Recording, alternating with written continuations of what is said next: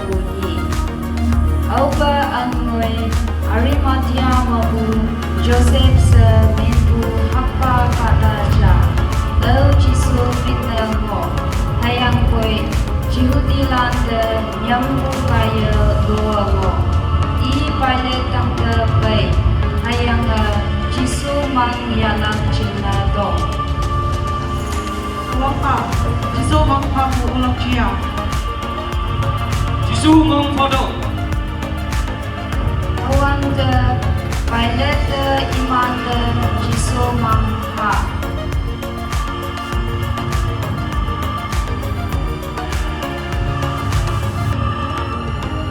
Joseph jisu mang ya adai.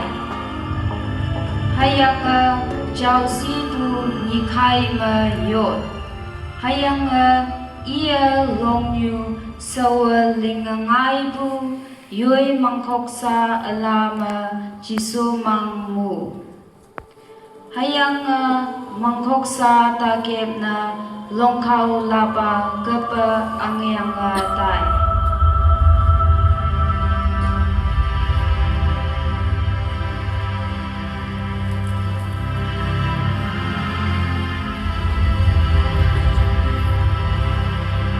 Anay ni ngek pa ajang lan hayang farasi lan pilot dang de chama bay.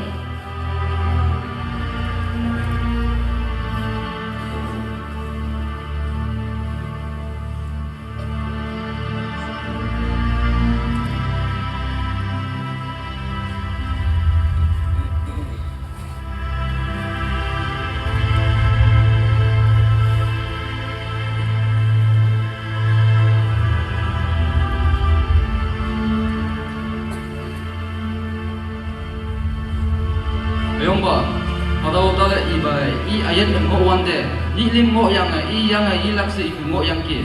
Tau kai, i lim ngo ye, mang chung yom nek ngau king khado. Yong lak la na ya yang chai do, hayang ne, lungan ne wai bu sen ne mang chung yom do. Tau kai iman thai yom pa lano ya yang tai. Hayang mang chung nyoi ngoi. Hayang iman long phâu sang tấp yang mang trong yong na tâm.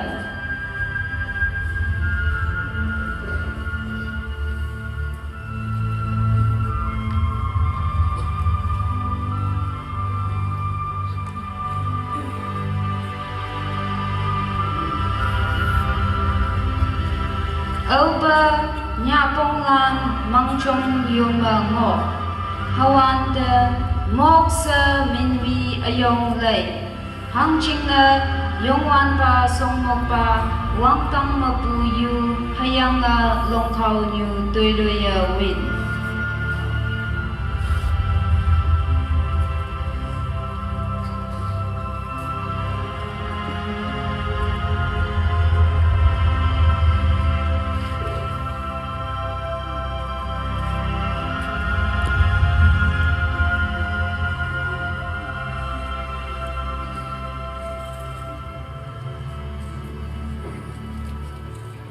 Sapat len pai ma hat ma awang pani wangai so ma Mary Magdalene hayang alo pa Mary iman mang chong de lay na win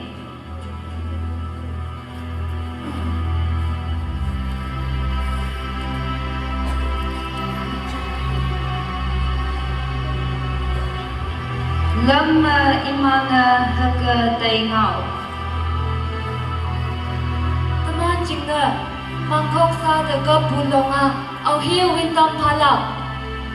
Âu ba iman mang trong nhơi đừng người iman lấy quan thơ long nô ép yang nghi tớ với mà iman mang khóc xa từ ông iman yong quan ba mang yang nghi Hang trong akin mango ng kiyo.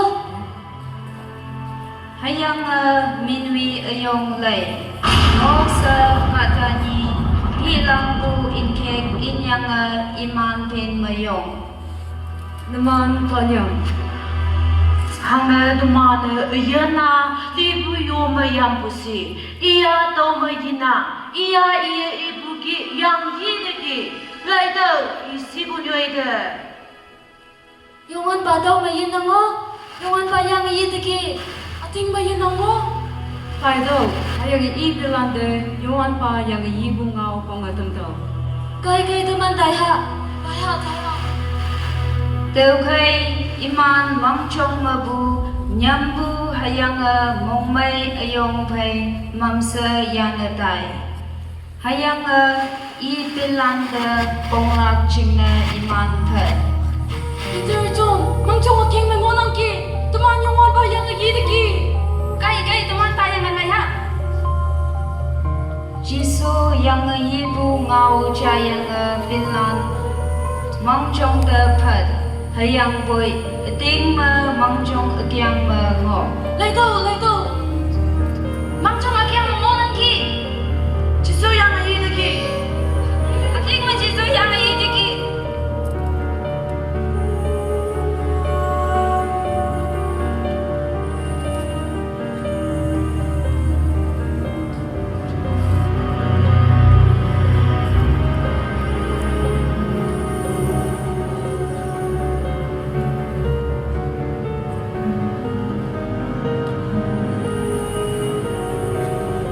Saa hadapu awang pani enpong jihudilanda nyambua bilan nok among dagil yang ngo hawan jisu iman yonga bay. Naman ay chingal ma motel. Oba jisu dau bangawi jisu iman iyak hayang hepa ho hayang oba imana yongwan pani bilan mongway.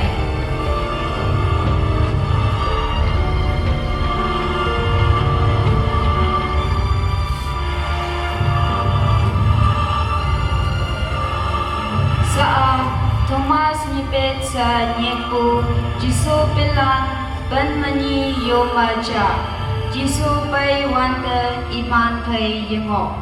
Oba i bay ngui elo bilana ida hagei. Thomas, tuman Jisu yidiki. Iyang ma, yang lang ma.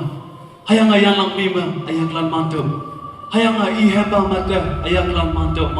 Tawa obeo ating mila.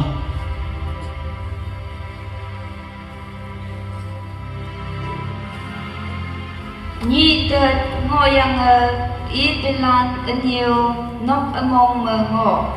Hawanda Thomas o iman pay ngo. Iman takip yang nok among ngowanda jisu ni sa iman tang dapay. Hayang iman yomayo. Naman ay chingal ma motel. Thomas, nang yak tama wingay. Hayang ayak da laido. Nang yak tama bayang ayang pada tiba laido. Ating ilak pada mo, apoy ating lagya. Ayong ba, hayang akawa. Nang daw ngiyang ay ating lanangga. Awayan yangi apoy ating lang iman mangmayla. Nyama tamo. Abawa daw hanggason, haka daw naman sunang. Dahil hayang daw yang yidigi sa kadong yung sa ida mga tamto. Hadaw ngau iyang pay jisu iman song mabu yanatay.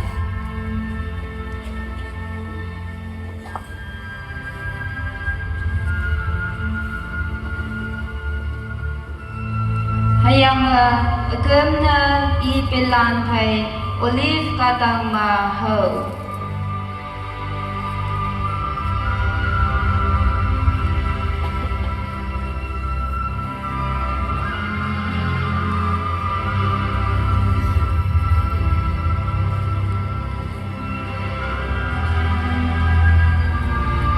Jisua iman dai.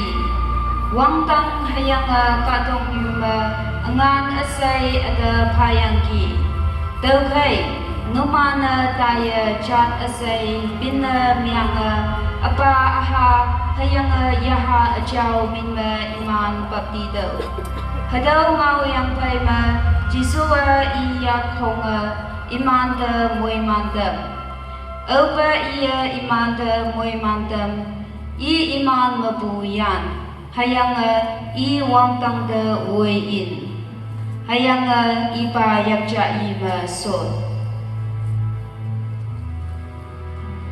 Hangching na Krista libu mabu yang iba ima saji ali laksa temana sing.